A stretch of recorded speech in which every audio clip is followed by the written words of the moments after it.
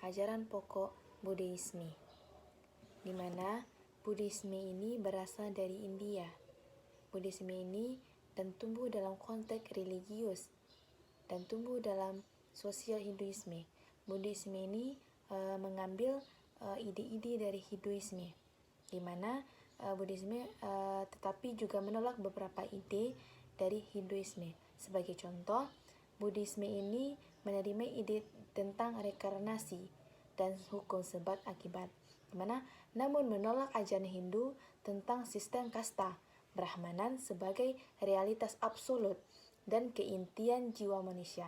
Berbeda dari Hinduisme yang tidak memiliki pendiri, Buddhisme memiliki seorang pendiri historis yang dikenal dengan Siddhartha Gautama, di mana pada hidupnya sekitar abad ke-6 atau ke-5 sebelum Masehi di daerah yang sekarang disebut Nepal.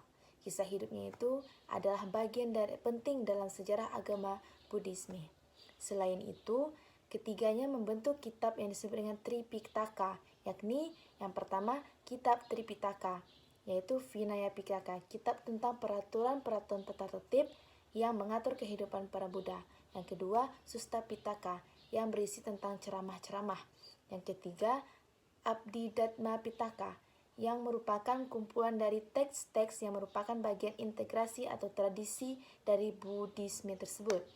Yang kedua yaitu 4 Suttayata Mulia. Yang pertama tentang kebenaran tentang penderita atau dukkha, yang mengatakan bahwa bagian alami dari kehidupan manusia, sedangkan kebenaran tentang asal mula penderitaan itu yang berasal dari kerinduan atau keinginan manusia. Selanjutnya, kebenaran tentang akhir penderitaan, yaitu yang merupakan dari menghentikan kerinduan tentang keinginan. Yang keempat, kebenaran jalan menuju akhir penderitaan. Yang ketiga yaitu 8 jalan mulia. Yang pertama, pengerian yang benar atau disebut dengan Samadhi. Yang kedua, pikiran yang benar. Yang ketiga, bicara yang benar. Keempat, pembuatan yang benar.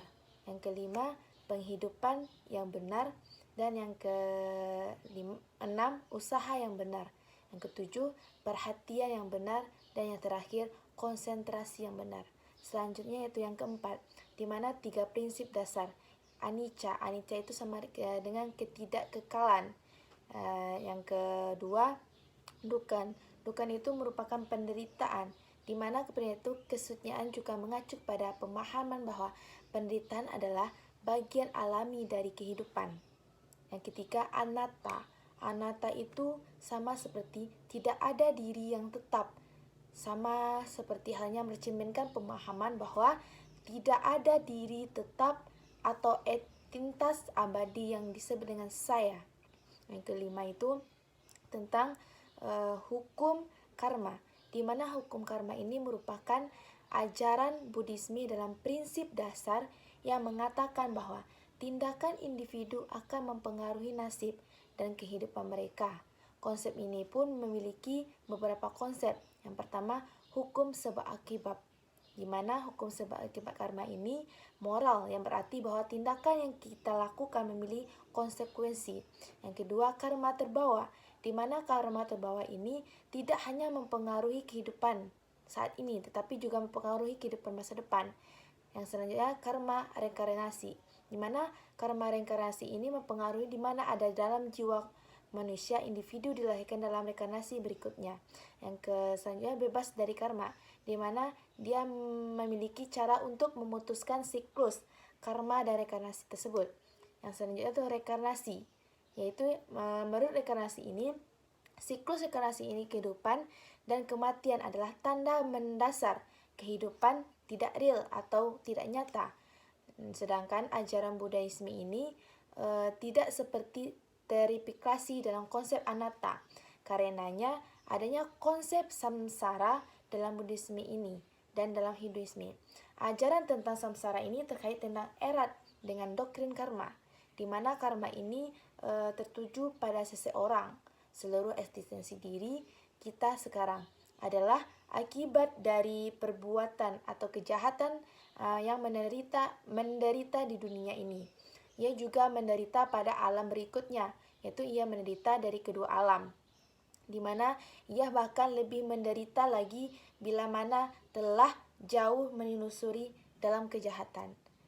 Sedangkan yang terakhir yaitu pencerahan dan keselamatan, di mana penjelasan ini dalam konteks Buddhisme yaitu keadaan kesadaran yang bebas dari penderita atau kebodohan, sering digunakan untuk pencerahan.